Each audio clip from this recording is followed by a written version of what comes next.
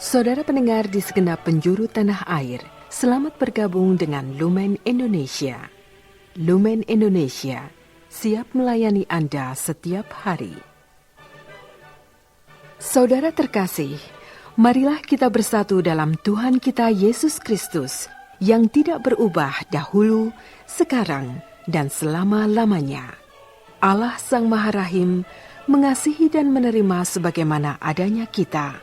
Allah Bapa kita di surga senantiasa bersedia menolong, menghibur dalam menghadapi segala permasalahan hidup sehari-hari.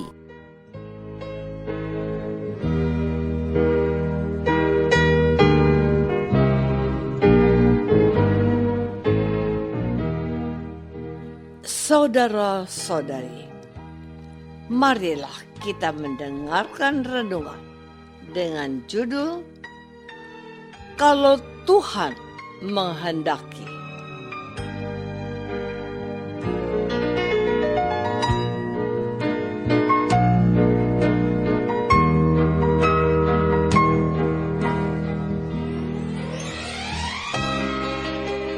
Yang berdasarkan pada Injil Lukas bab 5 ayat 12 dan 13. Pada suatu kali Yesus berada dalam sebuah kota. Di situ ada seorang yang penuh kusta. Ketika ia melihat Yesus, tersungkurlah ia dan memohon, "Tuan, jika Tuan mau, Tuan dapat mentahirkan aku." Lalu Yesus berkata, "Aku mau, jadilah engkau tahir."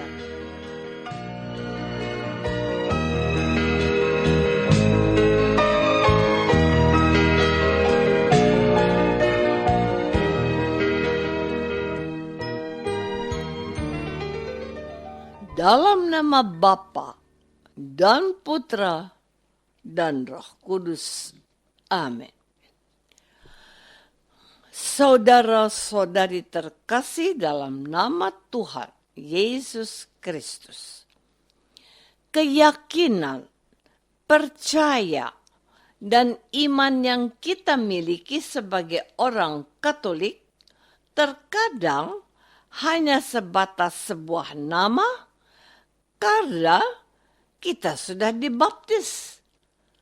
Ada orang Katolik yang tidak mau mengungkapkan imannya, bahkan malu menyatakannya.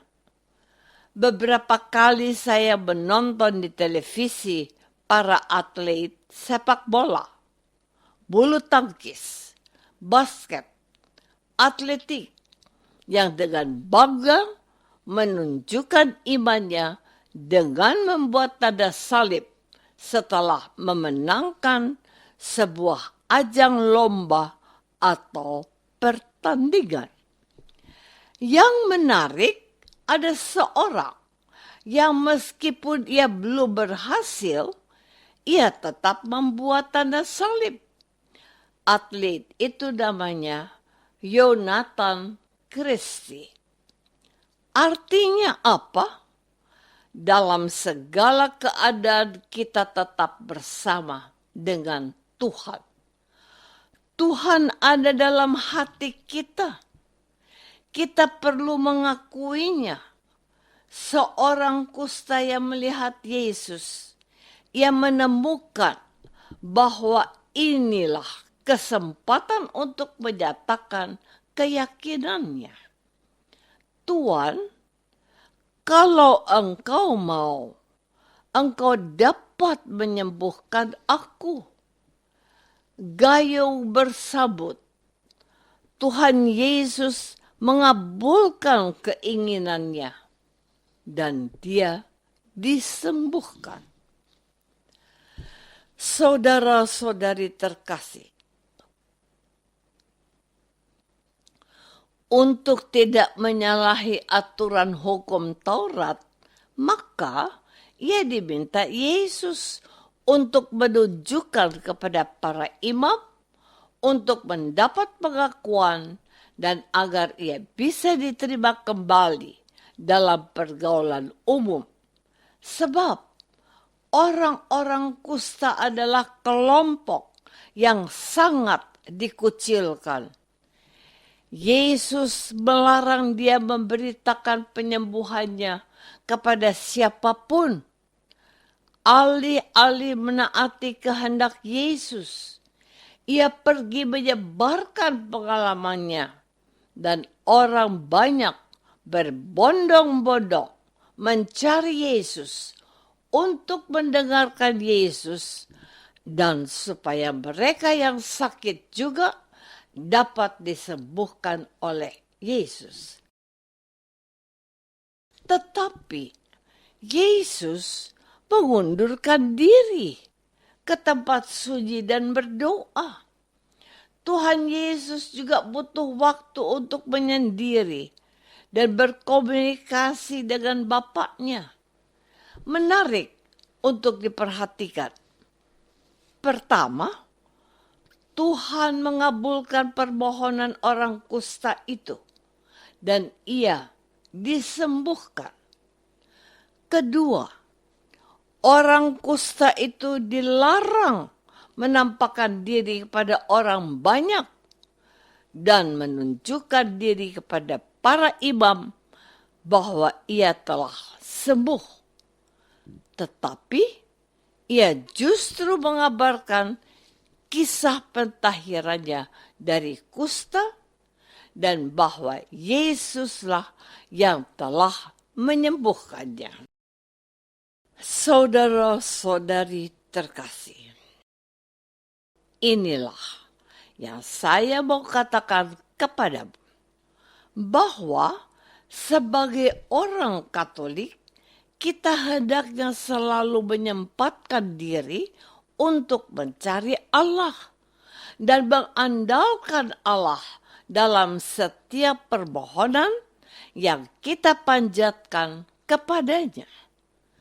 Hampir setiap hari, kata-kata orang kusta yang kita dengar hari menjadi sesuatu yang aku jiplak atau contoh dalam setiap doa untuk kesembuhan kekasih hatiku. Ya Tuhan Yesus, dahulu Engkau telah menyembuhkan banyak orang yang sakit. Maka aku mohon, jika Engkau mau, Engkau juga dapat menyembuhkan orang yang aku kasihi ini. Tetapi bukanlah keinginanku yang terbukti, melainkan kehendak-Mulah yang harus terjadi. Dalam doa ini aku mau berkata kepadamu bahwa kami sudah pergi berusaha untuk datang kepada ahli kesehatan, bahkan sudah mengusahakan semua upaya alternatif seperti pengobatan secara herbal. Namun, satu hal yang kuandalkan hanyalah Tuhan Yesus. Para pendidikan berkata, manusia berusaha, tetapi Tuhan jualah yang menentukan akhir segalanya. Tugasku adalah datang kepada Tuhan, menyatakan isi hatiku dan keinginanku kepadanya. Tuhan, kalau Engkau mau, Engkau dapat menyembuhkan kekasihku. Keputusannya memang ada pada Tuhan, tetapi aku berharap bahwa Ia akan menyatakan kuasa dan kerahimannya dan bersabda, aku mau, jadilah engkau sembuh. Memang suaranya tidak dapat aku dengar, namun aku menikmatinya. kuasanya nyata, dan kekasihku itu berangsur membaik dan mulai bisa beraktivitas kembali. Padahal hampir 2 bulan ia invalid dan tubuh sebelah kanannya lumpuh. Namun Tuhan mendengarkan doaku. Terima kasih, Tuhan. Saudara-saudari terkasih, inilah saatnya aku juga meneladani apa yang dilakukan oleh orang kusta yang telah ditahirkan dan disembuhkan oleh Tuhan Yesus. Aku bersaksi bahwa Tuhan mendengarkan doaku dan Dia menghendaki agar kekasih hatiku itu disembuhkan. Kesaksian kecilku ini semoga dapat menginspirasi kamu agar tetap mengandalkan Tuhan dalam segala situasi. Tuhan masih ada dalam hidup kita. Tuhan peduli pada kita dan Dia juga mengabulkan doa yang mengalir dari hati kita yang penuh iman. Aku bersaksi kepadamu bahwa setiap kali aku menyampaikan firman Yesus ini kepadamu, aku mencoba menerapkannya untuk diriku sendiri. Dari pengalaman pribadiku, aku bersaksi dan berbagi kepadamu. Tuhan itu baik. Aku mengalaminya. Apakah kamu juga mau mengalaminya? Dalam usiaku yang menjelang kepada 7, Tuhan masih memberkati kami dan mencukupkan kebutuhan kami. Berbahagialah kamu yang mengandalkan Tuhan dan mengharapkan kemurahannya. Tetaplah berdoa dan nantikan kehendaknya yang baik terjadi dalam hidup kita.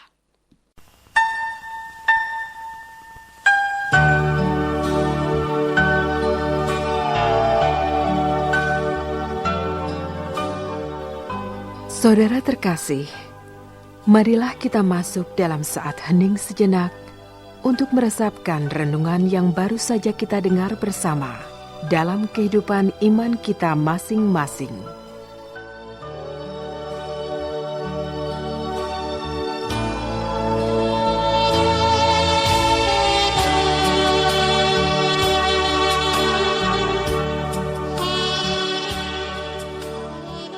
Apakah aku sudah menyatakan imanku pada Tuhan dan mengandalkan kuasa-Nya?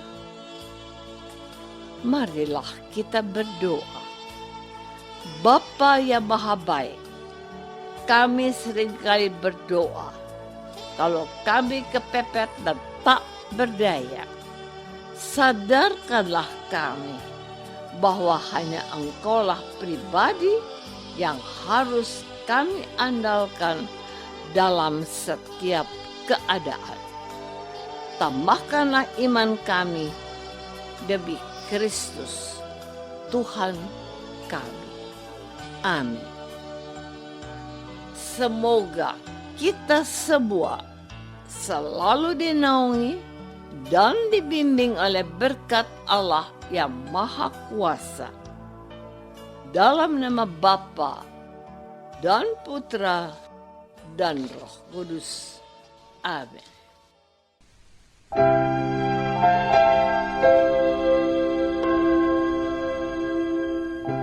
Segenap pengurus Lumen Cahaya Indonesia mengucapkan Selamat Natal 2025 dan Tahun Baru 2026.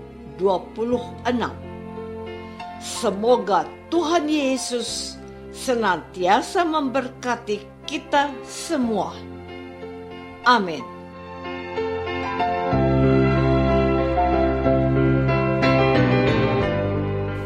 Dengan penuh kasih dan sukacita, Lumen Indonesia mengundang saudara-saudara seiman di segenap penjuru tanah air. Sekiranya ada tanggapan ataupun saran, kirimkan surat Anda ke Lumen Indonesia. Terima kasih atas perhatian Anda. Sampai berjumpa lagi dengan Lumen Indonesia pada waktu dan gelombang yang sama esok hari.